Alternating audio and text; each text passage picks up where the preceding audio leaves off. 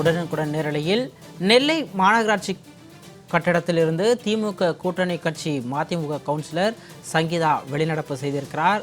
உடனுக்குடன் நேரலையில் பார்த்து கொண்டிருக்கிறோம். தங்கள் பகுதியில் எந்தவித அடிப்படை வசதிகளும் செய்து தரப்படவில்லை என கூறி வெளிநடப்பு செய்திருக்கிறார். திமுக கூட்டணியில் இருக்கக்கூடிய மதிமுக கவுன்சிலர் வெளிநடப்பு செய்திருப்பதால் தற்பொழுது அப்பகுதியில் பரபரப்பு நிலவி வருகிறது. மாநகராட்சி ஆணையாளர் சுகபுத்ராவை பதவியிலிருந்து நீக்க மதிமுக கவுன்சிலர் சங்கீதா வலியுறுத்தியிருக்கிறார். தற்பொழுது கூட்டத்தை புறக்கணித்து வெளிநடப்பும் செய்திருக்கிறார். உடனுக்குடன் நேரலையில் பார்த்து கொண்டிருக்கிறோம்.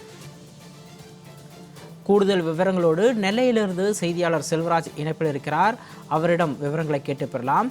செல்வராஜ், தற்பொழுது திமுக கூட்டணி கட்சியான மதிமுக கவுன்சிலர் நெல்லை மாநகராட்சி கூட்டத்திலிருந்து வெளிநடப்பு செய்திருக்கிறார். தங்கள் பகுதிக்கு எந்த ஒரு நலத்திட்டங்களும் செய்து தரப்படவில்லை என்றும் மாமன்ற கவுன்சிலர் வெளிநடப்பு செய்திருக்கிறார். கூடுதல் விவரங்களை பதிவு பண்ணலாம்.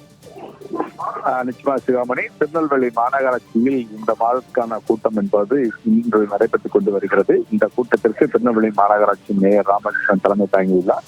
ஆணையாளர் சுகபுத்ரா முன்னிலை வைத்துள்ளார். கூட்டம் துவங்கி திமுக மாமன்ற உறுப்பினர்கள் அடுக்கடுக்கான தங்களுடைய வார்டு பகுதியில இதுவரை 3 ஆண்டுகள் ஆகியும் எந்தவித ஒரு அடிப்படை வசதிகளும் மேற்கொள்ளப்படவில்லை என தொடர்ந்து தங்களுடைய குற்றச்சாட்டுகளை எழுப்பினர். திருநெல்வேலி மாநகராட்சியில் 3 ஆண்டுகள் ஆகியும் எந்தவித அடிப்படை வசதியும் மேற்கொள்ளப்படாததால் கவுன்சிலர்கள் அடுக்கடுக்கா தங்கள் குற்றச்சாட்டை எழுப்பியதால் பெரும் பரபரப்பு ஏற்பட்டது.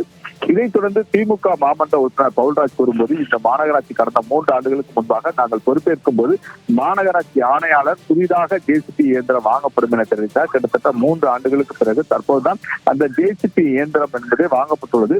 மாநகராட்சி நிர்வாகம் என்பது நடிகர் வடிவேலு சினிமா பாணியில் சொல்வது போல தள்ளு தள்ளு என்பது போல தள்ளிக்கொண்டேதான் இருக்கக்கூடிய சூழ்நிலையாக இருப்பதாகவும் தெரிவித்தார். மேலும் திருநெல்வேலி மாநகராட்சியில் தனியாரிடம் குப்பைகள் அழுவதற்காக ராம் அன்கோ என்ற நிறுவனத்திடம் ஒதுக்கப்பட்ட பின்பு அவர்கள் மீது தொடர்ந்து பல்வேறு குற்றச்சாட்டுகளை எழுப்பிக் கொண்டு பொதுமக்கள் வருகிறார்கள். சரியான முறையில் குப்பைகள் அழுவதில்லை எனவும், மேலும் மாநகராட்சிக்கு சொந்தமான வாகனங்கள் அனைத்தும் அவர்களுக்கு வழங்கப்பட்டுள்ள போதிலும் அவர்கள் இது போன்ற பணிகளை மேற்கொள்ளப்படவில்லை எனவும் அவர் குற்றம் சாட்டினார். மேலும் ராம் அன்கோ குப்பைகள் அள்ளும் நிறுவனத்திற்கு இந்த ஆண்டு மேலும் 10% குப்பைகள் அழுப்புவதற்காக தொகைகள் உயர்த்தப்பட்டு உள்ளதற்கும் மிக வேடிக்கையாக இருப்பதாகவும் தன்னுடைய கண்டனத்தை தெரிவித்தார். இதைத் தொடர்ந்து மாநகராட்சி நகர அமைப்பு குழு தலைவர் திமுக கூட்டணியில் உள்ள மதிமுக கவுன்சிலர் சங்கீதா எழுந்து பேசும்போது, திருநெல்வேலி மாநகராட்சியில் கடந்த 3 ஆண்டுகளாக கட்டிட அனுமதி என்பது யாருக்கும் வழங்கப்படவில்லை என்றால் நகரமைப்பு குழு தலைவரை நான் தான். அதுபோன்ற இந்த அவர்களுக்கு மிகப்பெரிய சிரமமாக இருப்பதாகவும் கட்டிட அனுமதியை வாங்க முடியாமல் பொதுமக்கள் பெரும் சிரமத்துக்கு ஆளாகி இருப்பதாகவும், இது தொடர்பாக ஆணையாளரிடம் பலமுறை தாங்கள் புகார் தெரிவித்தும் மாநகராட்சி ஆணையாளர் சுகபுத்ரா எந்தவித நடவடிக்கையும் எடுக்கவில்லை எனவும் அடுக்கடுக்கான தங்கள் குற்றச்சாட்டுகளை எழுப்பினார். மேலும் பாளையங்கோட்டை உள்ள எம்ஜிஆர் பேருந்து நிலையம் அருகே உள்ள குளத்திற்கு வரக்கூடிய தண்ணீர் ஓடையை மறித்து ஒரு தனிநபர் கட்டிடத்தை கட்டியுள்ளதாகவும், இந்த கட்டிடம் தொடர்பாக தங்களுடைய அந்த கட்டிடத்தை அகற்றப்பட வேண்டும் என வலியுறுத்தி மாநகராட்சி ஆணையாளர் அந்த கட்டிடத்திற்கான சொத்து வரியும் வழங்கியதாக அவர்களுக்கு மிகப்பெரிய பரபரப்பாக குற்றச்சாட்டு எழுப்பியிருந்தால், மேலும் இந்த ஆணையாளர் இந்த மாநகராட்சிக்கு தேவையில்லை, உடனடியாக இவரை பணியிடை நீக்கம் செய்யப்பட வேண்டும், பணியிலிருந்து இவரை அப்புறப்படுத்தப்பட வேண்டும் என வலியுறுத்தி மாநகராட்சி கூட்டத்திலிருந்து வெளிநடப்பு செய்தார். அப்போது மாநகராட்சி ஆணையாளருக்கு எதிராக தங்கள் கோஷங்களை எழுப்பினார். தொடர்ந்து இந்த ஆணையாளர் மற்றும் இங்குள்ள மேயர் இருக்கும் வரை இதற்கு தேவையான எந்தவித ஒரு அடிப்படை வசதிகளும் இந்த திருநெல்வேலி மாநகராட்சிக்கு கிடைக்காது, ஒருபோதும் அதுபோல கட்டிட அனுமதியும் கிடைக்காது. ஆகவே பொதுமக்கள் பெரும் சிரமத்துக்கு ஆளாகியுள்ளார்கள் எனவும் தங்கள் குற்றச்சாட்டை எழுப்பினார். திமுக மாமன்ற உறுப்பினர் மற்றும் மேயர் மற்றும் துணை மேயர் மற்றும் ஆணையாளர் ஆகிய 3 பேரை கண்டித்து திமுக கூட்டணியில் உள்ள மதிமுக கவுன்சில் வெளிநடப்பு செய்த சம்பவம் பெரும் பரபரப்பை ஏற்படுத்தியுள்ளது.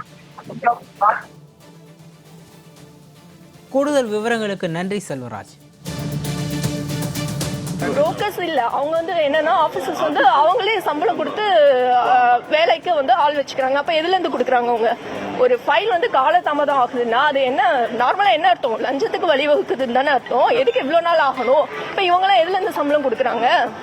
அப்ப ஃபைல் டெலீட் ஆயிடுச்சுன்னா அப்ப யார் ஃபைல ஹேண்டில் பண்றா? இவங்கெல்லாம் எப்படி? இவங்கெல்லாம் 3ஆம் நபர்னு சொல்லுவாங்களா, இல்ல ஒரு சமூக ஆர்வலரை 3ஆம் நபர்னு சொல்லுவாங்களா?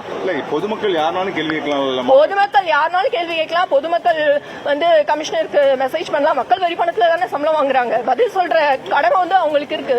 இதை எப்படி அவங்க மக்கள் பணி இல்லைன்னு சொல்ல முடியும்? நீ கேள்வி கேட்க கூடாது, நீ மெசேஜ் பண்ணக்கூடாது, இது யாரோட நம்பர்னு கேட்கறதுக்கு என்ன அதிகாரம் இருக்கு?